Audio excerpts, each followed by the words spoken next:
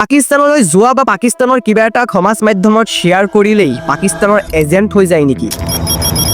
নাই মই ইয়াত ধেমালি কৰা নাই। আচলতে কাহিনী হ'ল পেহেলগাম এটাকৰ পিছত গোটেই ভাৰতবৰ্ষত পাকিস্তানৰ সম্পূৰ্ণ ছ'চিয়েল মিডিয়া বা নিউজ চেনেলসমূহ বন্ধ কৰি দিয়া হয় বা এক কথাত নিষিদ্ধ বা বেণ্ড কৰি দিয়া হয়। কিন্তু তাৰ পিছতো অসমৰ মুখ্যমন্ত্ৰী ডক্টৰ হিমন্ত বিশ্ব শৰ্মাই নিজৰ ফেচবুক পেজত পাকিস্তান নিউজ চেনেলৰ এটা ভিডিঅ' শ্বেয়াৰ কৰে।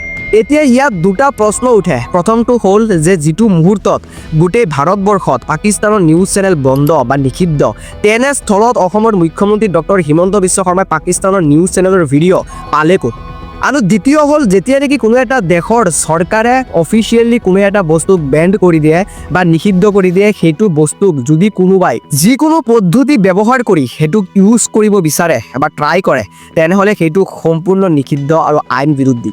কিন্তু হিমন্ত বিশ্ব শৰ্মাই ঠিক একেটা কামে কৰে। এতিয়া মন কৰক এই এফআইআৰটো লৈ নলবাৰী সদৰ থানাত এই বিষয়টোলৈ এটা এফআইআৰ দিয়া হয় গজেন্দ্ৰ চক্ৰৱৰ্তীৰ দ্বাৰা। তেওঁ লিখে বিনেতন নিবেদন এই যে যোৱা 22/4/2025 তাৰিখে জম্মু কাশ্মীৰত পেহেলগামত ঘটা নৃশংস হত্যাকাণ্ডৰ পিছত ভাৰত চৰকাৰে পাকিস্তানৰ নিউজ চেনেলসমূহ ভাৰতত নিষিদ্ধ কৰে। তেনেস্থলত যোৱা 29/9/2025 তাৰিখে অসমৰ মাননীয় মুখ্যমন্ত্ৰী ডক্টৰ হিমন্ত বিশ্ব শৰ্মা দেৱে পাকিস্তানৰ নিউজ চেনেল এটা তেখেতৰ নিজৰ ফেচবুক একাউণ্টত শ্বেয়াৰ কৰে। গতিকে মাননীয় মহোদয়ে ঘটনাটোৰ উচিত তদন্ত কৰি অসমৰ মাননীয় মুখ্যমন্ত্ৰী হিমন্ত বিশ্ব শৰ্মাৰ বিৰুদ্ধে দেশদ্ৰোহিতা আৰু ৰাষ্ট্ৰৰ বিৰুদ্ধে গভীৰ ষড়যন্ত্ৰত লিপ্ত হোৱা বুলি ইত্যাদি ধাৰাত গোচৰ ৰুজু কৰি বিহিত ব্যৱস্থা লয় যে এতিয়া আহিছোঁ 10 ছেপ্টেম্বৰৰ ঘটনাত। আচলতে মুখ্যমন্ত্ৰীয়ে ফুল কনফিডেণ্টলি কয় যে আমাৰ হাতত প্ৰমাণ আছে, স্পষ্ট প্ৰমাণ আমাৰ হাতত আছে।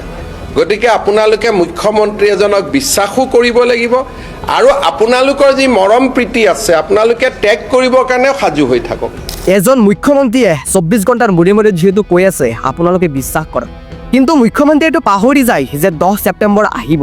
কিন্তু অসমৰ ৰাইজে 10 ছেপ্টেম্বৰ পাহৰা নাই আৰু 10 ছেপ্টেম্বৰ অহাৰ লগে লগে সকলোৱে ৱাইটিং কৰে যে আমি এখন চিনেমা চাব পাৰিম। কিমান ইম্পৰ্টেণ্ট এটা আৰু চেঞ্চিটিভ ইছ্যু যে গৌৰৱ গগৈৰ লগত পাকিস্তানৰ লিংক আছে বা পাকিস্তানৰ এজেণ্ট হয় আমাৰ ভাৰতবৰ্ষৰ এজন ইমান ডাঙৰ নেতা গৌৰৱ গগৈ। আৰু অসমৰ ৰাইজে লিটাৰেলি এখন চিনেমা চাবলৈ আশা কৰি আছে। হয়তো মুখ্যমন্ত্ৰীয়ে পদত্যাগ কৰিব 10 ছেপ্টেম্বৰ আৰু নহ'লে গৌৰৱ গগৈ জেলত যাব। কিন্তু 10 ছেপ্টেম্বৰ অহাৰ লগে লগে সম্পূৰ্ণ ফিল্ম ফ্লপ বুলি কৈ আছে। না মুখ্যমন্ত্ৰীয়ে পদত্যাগ কৰিছে, না গৌৰৱ গগৈ জেলত গৈছে। আনকি 10 ছেপ্টেম্বৰৰ দিনা গৌৰৱ গগৈয়ে লিটাৰেলি বিহু নাচি আছে।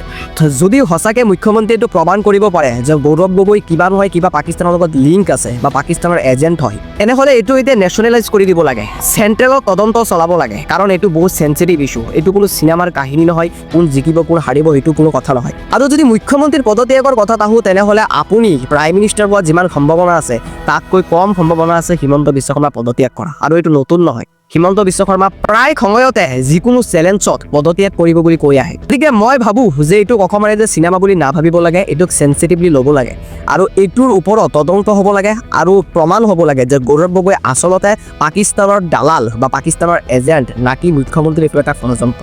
আৰু যদি আপুনি মোক অপিনিয়ন দিব দিয়ে, তেনেহ'লে মই ইয়াত ক'ব খুজিম যে এইটো সম্পূৰ্ণ এটা ৰাজনীতি। কাৰণ মুখ্যমন্ত্ৰীয়ে যিটো কনফিডেন্সত কৈছিলে যে আমাৰ হাতত প্ৰমাণ অলৰেডি আছে আৰু 10 ছেপ্টেম্বৰত অসমৰ ৰাইজৰ সন্মুখত প্ৰকাশ কৰি, কিন্তু 10 ছেপ্টেম্বৰ অহাৰ লগে লগে মুখ্যমন্ত্ৰীৰ যি কথা যে SITয়ে ৰিপৰ্ট দিব, সেই ৰিপৰ্টটো মই পঢ়িম, তাৰপিছত মই চাম যে আচলতে কেনেকুৱা লিংক আছে। এইটো সম্পূৰ্ণ ৰাজনীতি। ফেম বিচৰা আৰু নিউজ চেনেলসকলক সুযোগ কৰি দিয়া এটা বিস্ফোৰক সৃষ্টিকৰণ। ভিডিঅ'টো শেষলৈকে চোৱাৰ বাবে বহুত বহুত ধন্যবাদ।